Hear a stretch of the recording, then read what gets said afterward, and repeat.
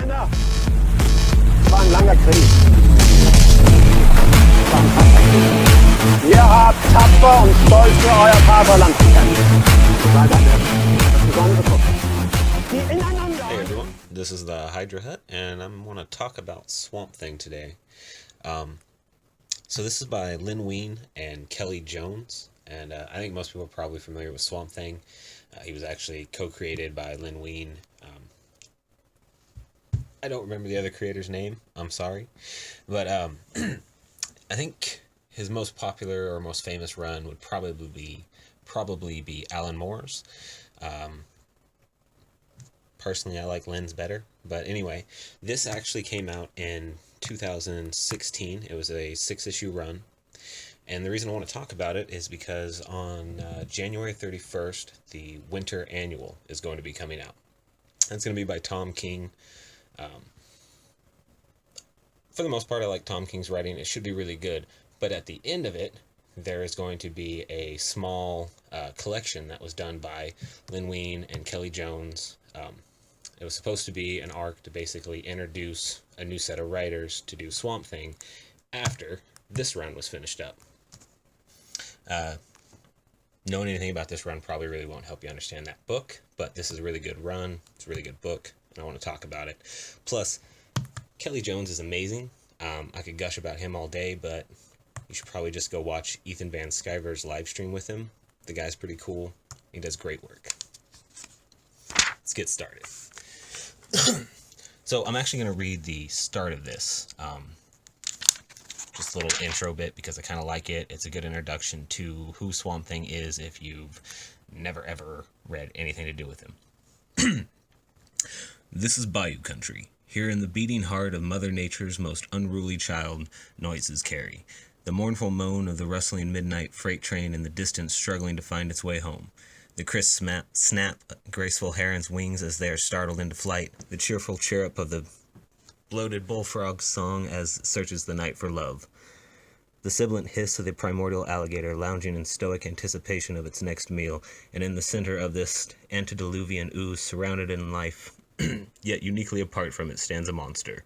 He has stood in the driving storm like this for hours, unmoving. We move over to this. Look at this art. His thoughts as dark and dismal as the relentless rain that pummels him. He remembers a chemical explosion, then desperate flight. He remembers seeking solace in the beckoning bog before him, and then he remembers nothing for the longest possible while, as the ooze interacted with the chemicals that had enveloped him, changing him, transforming him, until at last he arose from the mire as something no longer human, but rather as a muck-encrusted mockery of a man who shambled away across the length and breadth of the world to face monsters and terrors beyond human kin. He is a creature of almost immeasurable power and ability, this so-called Swamp Thing, and heaven help anything that chances to incur his wrath. So then it starts out with Swamp Thing battling an alligator, and I just want to show a little bit more of this art. This is why I like Kelley Jones so much. He is a master of classic horror comics.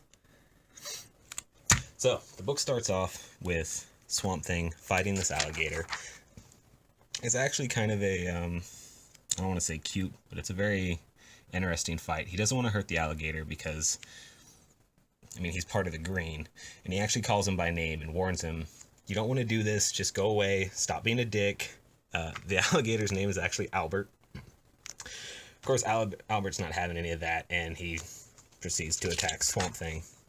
So, we get this scene where Swamp Thing's still trying not to hurt him. He ends up wrapping the alligator up in vines, lifting him up in the air, and then backhanding him into the bayou to get rid of him.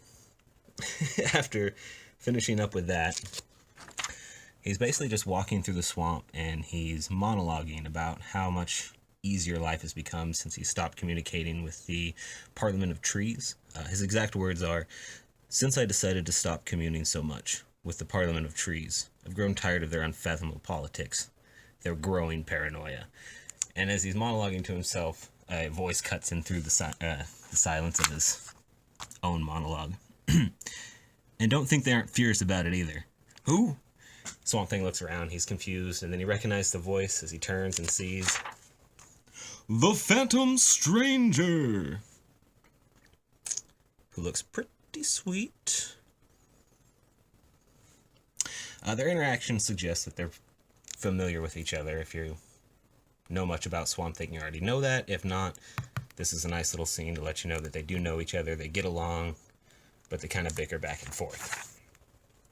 The Phantom Stranger pretty much immediately gets on Swamp Thing about ignoring his duties, starts questioning him about whether or not he even enjoys being the Swamp Thing. He brings up the fact that he's chosen one out of all people in humanity to be the Avatar of Earth. And Swamp Thing's reply pretty much sums up the whole kind of story that this arc is trying to get across. Let's put it this way.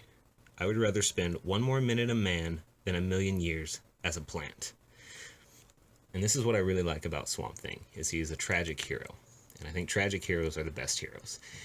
He doesn't want to be in this position. He doesn't want his powers, but he's moral. He's a good person. He sticks to what he believes in. And because of that, he helps other people. And he just does what he's supposed to do because it's the right thing to do. I really respect that in a hero. Of course, Phantom Stranger has something witty to come back with. Be careful what you wish for, Holland. There are consequences to wishing. Sometimes dark, often terrible. Now, what's cool about this is actual foreshadowing, and we don't see this a lot in modern comics. But this is basically hinting at what's going to happen later on in this arc. And this whole arc, which I should have mentioned to begin with, is really about Alec Holland, who is Swamp Thing, coming to terms with his powers and who he is, and finally accepting it. And it's, I guess it's kind of a trope, but he has to essentially lose his powers to really understand what they were. Which we'll find out much later, not just in this book. Anyway, after the stranger's extremely wise words, Swamp Thing basically just kind of spits sarcasm back at him, and then they hear a loud scream in the distance. Swamp Thing turns to hear what the noise is, turns back, and the stranger's gone. The dialogue suggests that this happens often, which is, again, is nice if you're not used to these characters. We turn to the next page as Swamp Thing goes busting through the woods, well, swamp, and we find a woman and her husband, oh well, we can assume her husband, sinking in the quicksand. Pretty much without a second thought, Swamp Thing just immediately walks in. I love you, Kelley. That is... That's good stuff. Swamp Thing goes into the sand, lectures the man about struggling and screaming so much, and then they disappear beneath the water.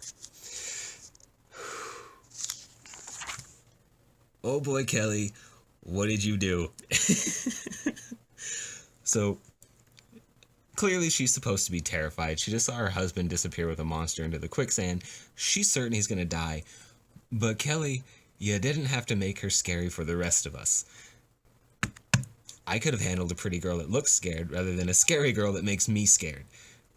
Anyway, Swamp Thing comes out of the swamp. He's got the man, sets him down in front of her, his wife. He starts coughing up some swamp ooze, suggesting that he's alive. And she's extremely grateful. She's thanking Swamp Thing. And then we get this just amazing dialogue from Swamp Thing. Through no fault... Well, I'm going to read hers first so it makes sense. Oh, thank God, he's alive. Through no fault of his own. Just watch where you step in the future. As you probably noticed, the swamp can be a dangerous place. The reason I love this is because he doesn't self-gratify himself. He doesn't say, oh no, it's no big deal, that's what I'm here for. He says, this is your own fault. You're stupid. You shouldn't have happened. Pay attention to where you're going. Next time there's not going to be a magical monster to save your dumb ass. That is a lesson. He didn't die. He learned a lesson. That's what a hero does, is he teaches people lessons. As the story continues, Swamp Thing tries to leave, but the people run him down. Turns out they were actually there looking for him. That was the whole reason they even came to the swamp.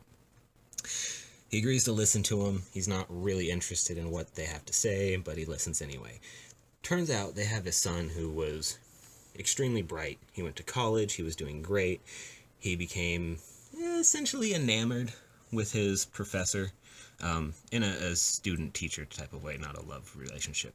And the teacher was this kind of whack dude who thought that he could bring back somebody from the dead, but they needed somebody to test with. The son, these people's son, being a trusting young adult who loved his teacher, agreed to go ahead and do it. They killed him, but didn't kill him, essentially putting him into a coma. The experiment that, this is the teacher, by the way, the experiment didn't work. They couldn't pull him back out of the coma. All they could really succeed in doing was causing the unconscious Laszlo, I'm sorry, that's the son's name's Laszlo, severe amounts of pain when they were trying to bring him back. Eventually the parents finally decided, we can't keep doing this, we've got to just pull the plug. And then when they show up the next day, Laszlo's missing. His bed's tussled apart. They go to the school to try and see if the teacher knows what's happening, and all they find of the teacher are pieces of his body and remnants of him strewn about the place. And then they just kind of casually go, so now there's a rumor of a ghost running around the school, haunting and killing people. I mean, it's actually a lot more severe than that, but they just kind of it off, which is fine. That's really the only kind of down in the dialogue that I really found here. But anyway, Swamp Thing agrees to go look at it. He warns them, though, that they're probably not going to find or like what he finds. Now we find ourselves at Crowley College for the Evolving Arts, which is the school that the son went to and found his teacher. And we finally get to see the monster. And what I like here is Kelley keeps everything really darkly shadowed, so we can't tell what the monster is. We just get the idea that he is scary, he's big. It's not something you want to find in a dark alley, which is exactly what these two students do.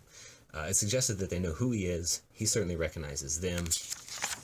He instantly grabs them by the throat, starts strangling them, basically accusing them of putting him in the place he's in, suggesting that they're part of the students who helped to not kill him. As he's choking him out and they're begging for mercy, we get this awesome scene where Swamp Thing starts to basically apparate from the plant life and form into himself, and he starts warning him not to do it, not to kill the people, but Laszlo doesn't care, and he snaps their neck and throws him away. Instantly turns around and starts to tussle with Swamp Thing. Well, I'm sorry. Instantly turns around to tussle with Swamp Thing, and that's when we get this scene showing that what Laszlo actually is a zombie, and not a slow, shambling, rotting, decaying zombie, but a real badass zombie. And I want to talk about Kelley Jones a little bit more here. Check out this moon. This doesn't look like any moon you've ever seen, but it most certainly looks like a bright moon that you would need to illuminate this awesome looking zombie. And thank you, Kelley, for being awesome. The zombie attacks Swamp Thing, and we get this great fight scene with some kind of interesting art from a man, Kelley Jones. As the fight's going on there, Swamp Thing is basically trying to talk him out of being a homicidal maniac. The zombie is just full on into what he is. He doesn't care. He's going to kill Swamp Thing. Swamp Thing finally starts to realize he's not really winning this, and he tries to bind up the zombie, who instantly breaks his bonds, grabs Swamp Thing, and proceeds to just tear him asunder. And that's where it ends, with this nice little bit of dialogue. With that, the living dead man lumbers away into the darkness, leaving behind him only carnage, and a silence as deep as the grave. Next issue, A Walk Among the Tombstones.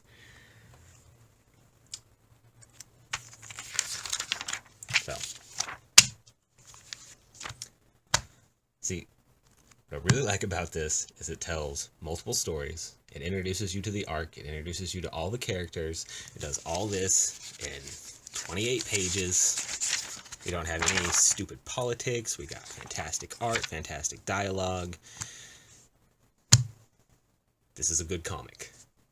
I would suggest finding these if you can and reading them. This is from the 2016 run of Swamp Thing. Again, Len Wein, Kelley Jones. I feel bad not crediting Madsen, so let me find where they're at.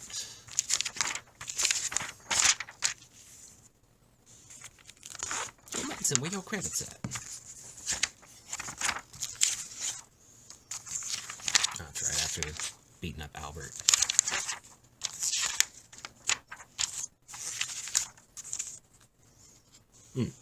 Michelle Madsen, colorist. You did a good job, Michelle. You did a good job. Anyway, thanks for watching. Hail Hydra, baby. Boom.